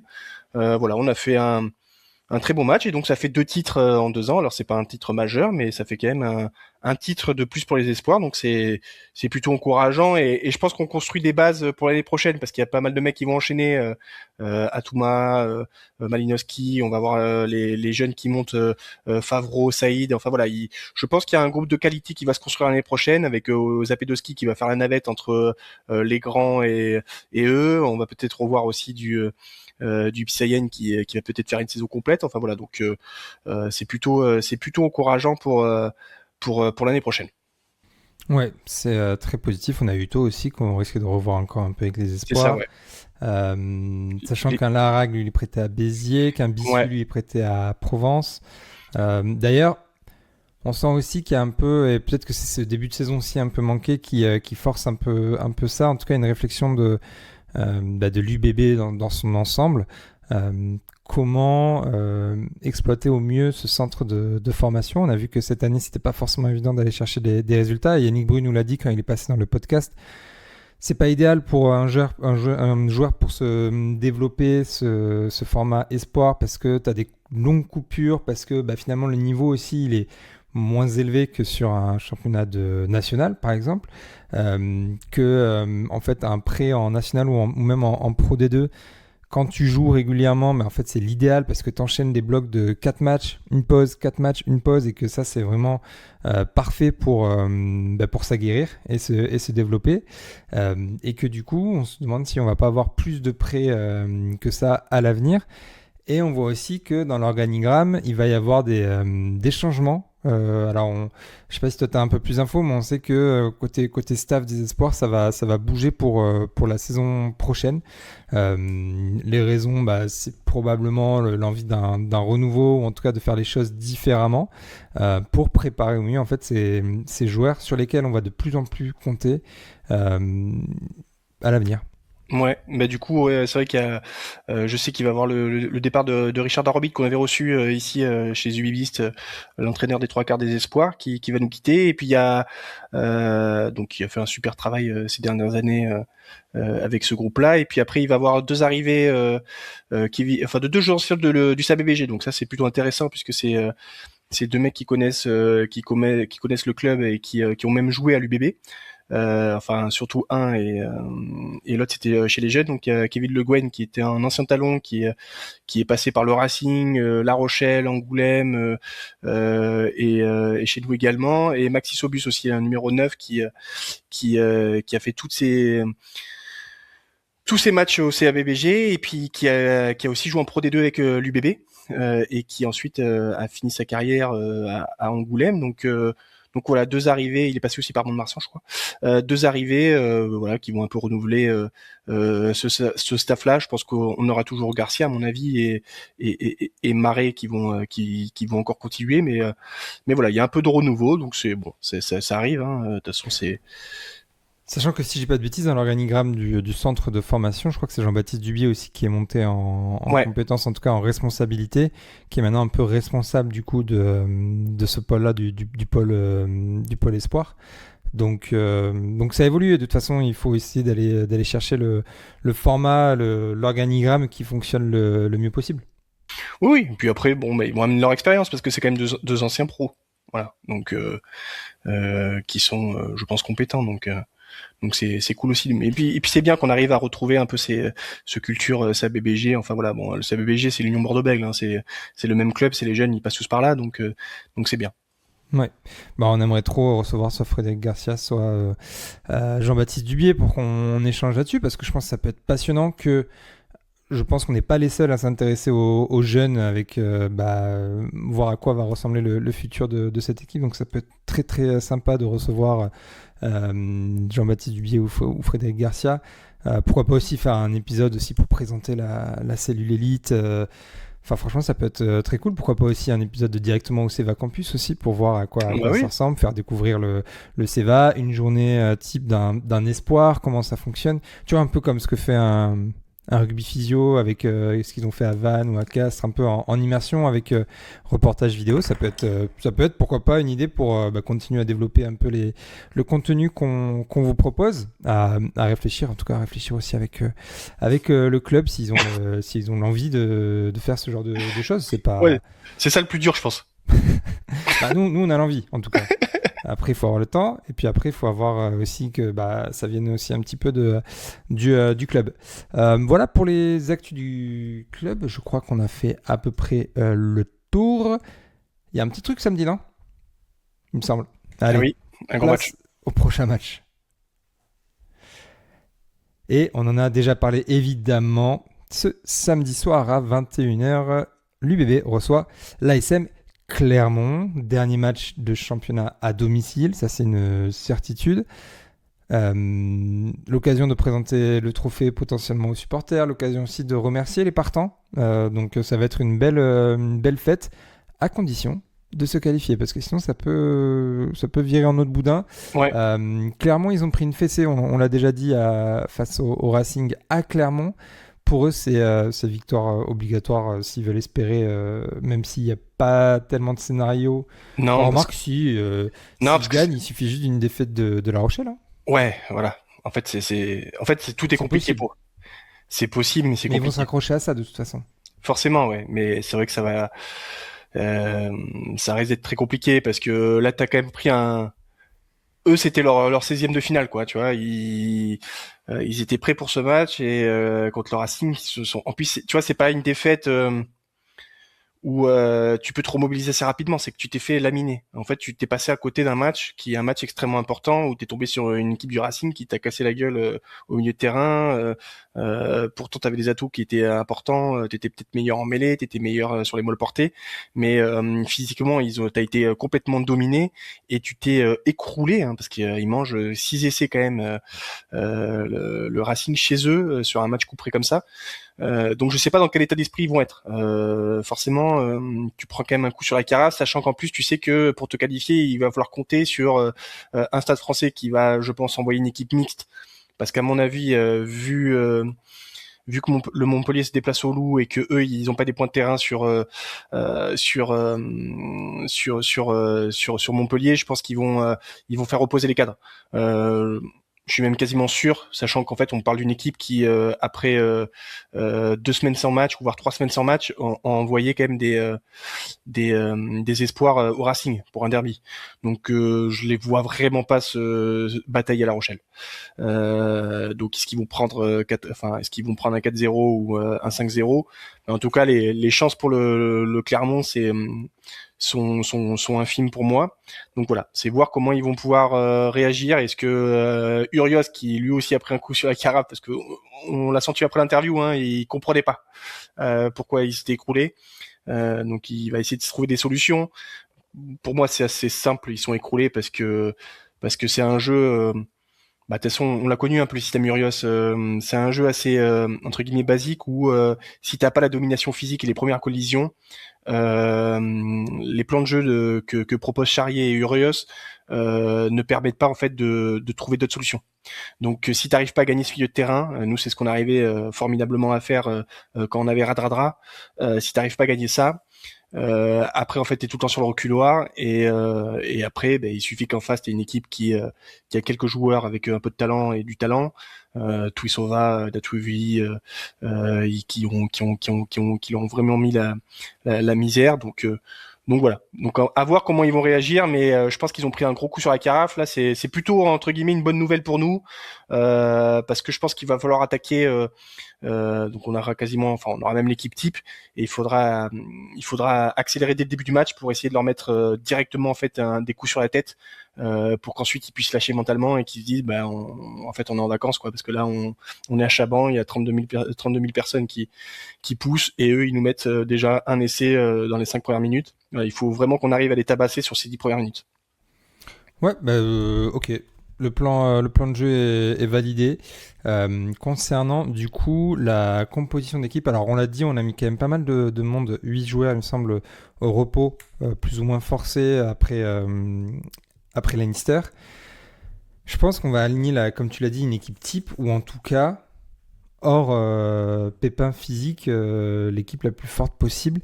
Je mettrai quand même, et tu verras pourquoi quand je te dirai la compo, mais 4 joueurs au repos potentiellement, qui sont Bentami Funa, Maxime Lamotte, Boris Palu et Pablo Huberti, pour différentes raisons. Palu et Huberti, ils ont énormément enchaîné, Tamifuna aussi, Lamotte aussi, et en plus, tu vois, je me dis, il vient d'être papa, il faut aussi pas les épargner, c'est pas le moment, mais les conserver, enfin essayer de pas non plus trop les exposer. On sait que les néo-papas, tu sais quelque chose, beaucoup plus de fatigue parce que les nuits sont plus courtes, donc plus compliqué de récupérer, encore plus quand il y a eu des célébrations. Alors je sais pas du coup si lui il a fait autant la fête que les autres, mais voilà, je profiterai de ce match pour continuer à faire confiance à Konorsa et l'aligner avec Gaëtan Barlow. On a un très bon troisième talonneur, il faut l'utiliser, et c'est pour ça que Max Lamotte, je le mettrai un peu au repos. Pourquoi pas après non, après je pense que c'est à peu près tous les joueurs que je mettrai au repos. Donc ça donnerait, et tu me dis après si t'es d'accord ou pas, évidemment, Poirot, Barlow, Sadi. Donc ça, Ouais. c'est quand même pas mal. Solide. Et Boniface, Falatea sur le banc. Alors Falatea, je pense, je le vois bien enchaîner parce que effectivement, alors pour le coup en plus tu perds pas énormément de qualité. Alors même si Big Ben est monstrueux quand il a un pack player, mais Falatea, ce serait une juste récompense. En plus c'est son ancien club, donc et ça permettrait à Big Ben de se reposer. Pour moi c'est pertinent. Par contre, je vois clairement, je vois même la mode titulaire pour tout te dire. Donc voilà. Je t'ai pas convaincu. Non mais je comprends ton point de vue, mais j'entends, je comprends. C'est bon ça. Faut le dire tout le temps ça. J'entends ta question J'entends. et je comprends. Mais non. C'est une ref à Fabien Galtier, évidemment. Oui. Ceux qui n'ont pas la ref. Et effectivement, Sinon, on va te prendre pour un fou. c'est pas faux. Mais du coup, Je dis pas que Fabien Galtier est fou. si un peu quand même. J'en pense pas moins, mais je le dis pas. Il est un peu fou quand même, un peu Un peu barbelé. fou. Il est Il est fou. Et du coup, Ça, c'est une ref à Ronan Gara. putain. Et du coup, voilà, vu que Max a commencé sur le banc, je le vois bien titulaire et Barlow intégré le banc. Voilà. Mais je comprends. Mais on a le droit de pas être d'accord. Non, mais oui, C'est complètement. comme ça dans un couple, hein. Faut accepter divergence d'opinion, c'est tout. Et par contre aussi, alors, peut-être une réflexion à plus long terme, si Boniface fait encore beaucoup de fautes, est-ce que tu crois vu les performances de Falatea, parce qu'en fait c'est ça qui met le doute, c'est que Falatea enchaîne des énormes matchs. Ouais. Est-ce que tu vas pouvoir réfléchir à basculer un Big Ben à gauche Un Big Ben à gauche carrément. Ouais, bah comme il a Falatea. ouais, je sais pas lequel des deux serait le plus apte, mais voilà. Je pars du principe que Boniface ne va pas faire de dinguerie. Là, il est quand même sur 2 dingueries sur les 2 derniers C'est pour matchs, ça. plus quelques-unes tout au long de l'année. J'ose espérer que il va se mettre au diapason, parce que en fait c'est un peu la discussion qu'on avait avec sur le WhatsApp avec Dylan aussi. C'est tu regardes en fait l'effectif, le match de dimanche et même l'ensemble de la saison. Tous les joueurs te donnent quand même satisfaction, quoi, grosso modo. Et le problème, c'est que il y a plusieurs matchs où tu te dis, Hugo Boniface, il a fait une dinguerie. Alors, des fois, ça coûte pas cher, comme face au Leinster. Des fois, ça coûte un peu cher. Mais bon, c'était pas le seul non plus, hein, mais face à Toulon. Mais le problème, c'est que c'est très souvent, trop souvent. Et là, il faut absolument qu'il se remette la tête à l'endroit et qu'il soit concentré du début à la fin du match, quoi. Il faut qu'il se refasse le match de base qui était plutôt pas mal, où il a été propre. Parce qu'il se fait pas pénaliser, que ce soit en mêlée dans le jeu. Voilà, en fait, il faudrait qu'il mette enfin, c'est difficile à dire ça, mais en fait, c'est quand il veut trop en mettre tout le temps.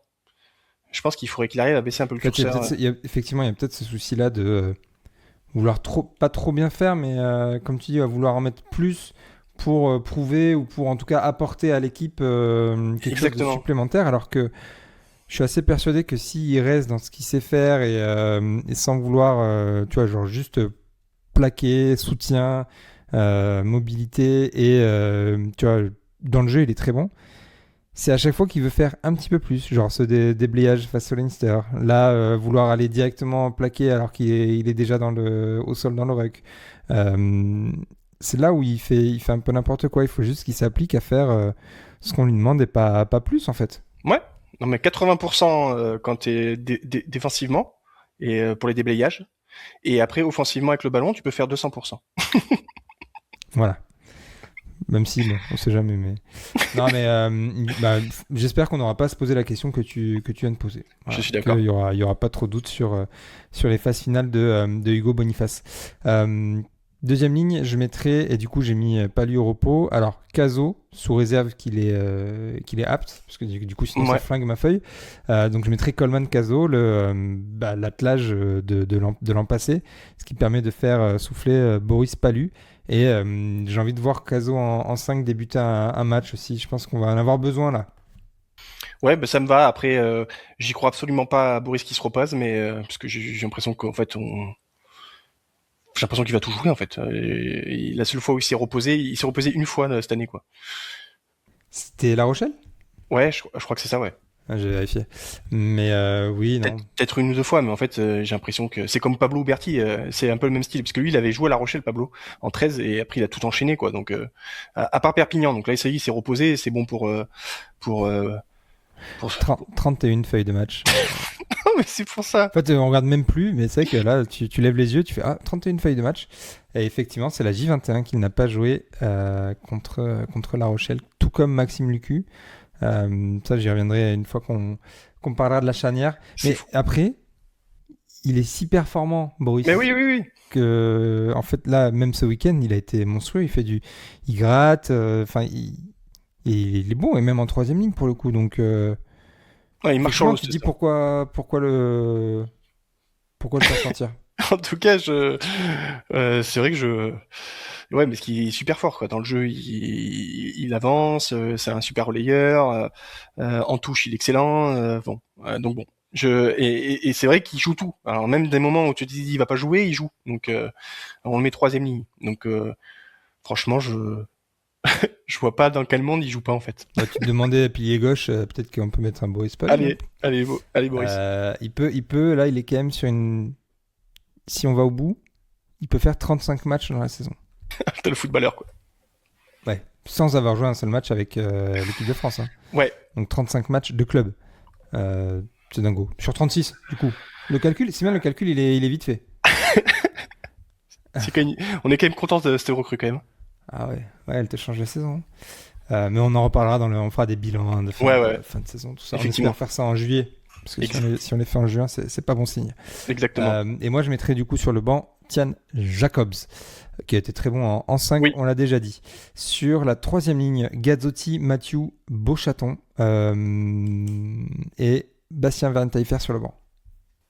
ultra Ou solide. alors Van Taillefer, Gazzotti, Beauchaton et Mathieu sur le banc. Ouais, tout me va. Voilà. Après, je sais pas où on est où Cameron, s'il réintègre cette semaine ou si on a les 2 semaines et qu'il rattaque pour le barrage. Mais en tout cas, ouais, de toute façon, troisième ligne, c'est du solide. Il n'y a pas beaucoup de possibilités de rotation. Donc ouais, est-ce que tu Tu peux mettre du réintègres? Swinton, hein. Tu peux mettre du Sweeten. C'est vrai qu'en plus, enfin, franchement, on l'a pas évoqué pendant le match, mais contre Toulon, il a été hyper impactant. C'est vrai qu'il nous fait du bien.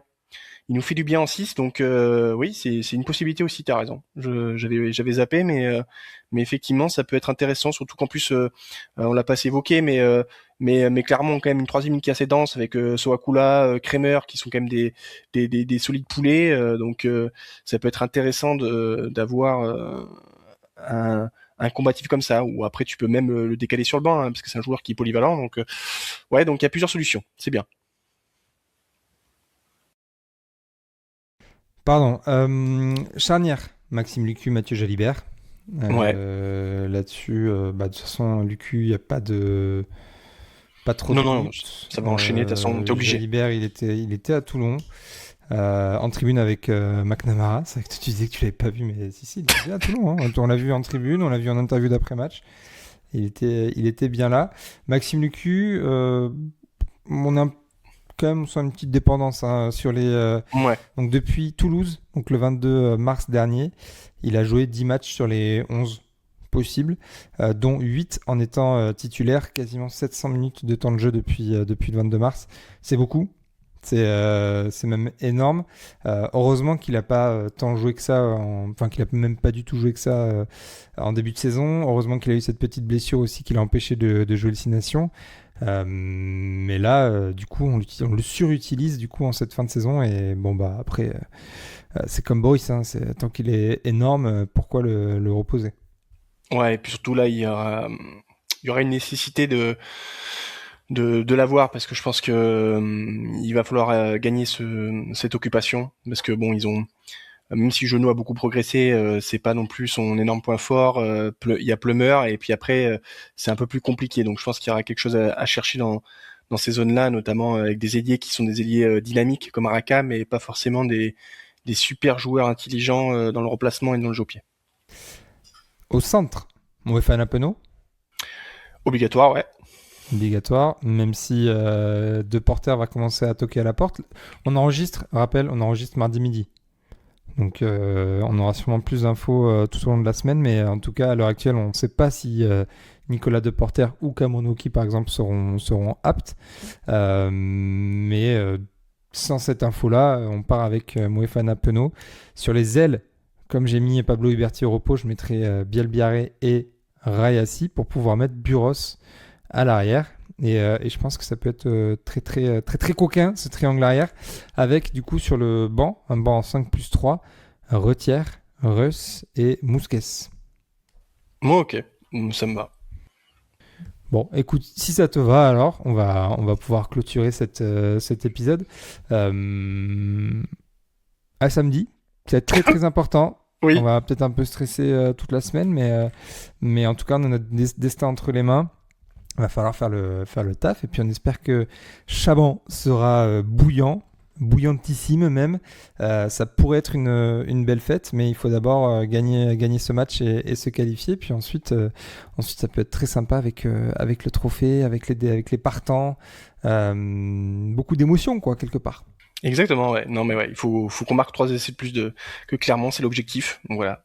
Il va falloir user des pénales touches pour tenter de marquer ces 3 essais d'écart. Ouais, on prend pas les 3 points, mais que des pénales touches pour s'assurer ce bonus offensif. Enfin, si on peut prendre les 3 points si on est à -2 à 5 minutes de la fin, quoi. Oui. Là, on a le droit. Oui, c'est ça. Voilà pour ce petit épisode, une petite heure et demie tranquillou. On espère que ça vous rendra la semaine un peu plus courte jusqu'au match. On vous rappelle que les sondes de l'été des UBBistes sont disponibles sur toutes les plateformes de streaming audio. Vous avez juste à taper UBBistes et puis vous avez la vingtaine de sons dédiés à nos joueurs préférés qui sont disponibles. D'ailleurs, dites-nous lesquels sont vos préférés. Toi, c'est lequel, Yann ? Moi, c'est Big Ben, j'ai bien aimé, et Woki. Ok, très bien. Voilà. Et Capitaine Lucul est sympa aussi, il chante. Okay, c'est l'hymne. Voilà pour cet épisode. Yannou, merci beaucoup. Puis bonne fin de semaine. Et merci à tous ceux qui nous ont écoutés jusqu'à présent. À très vite. Salut. Ciao tout le monde.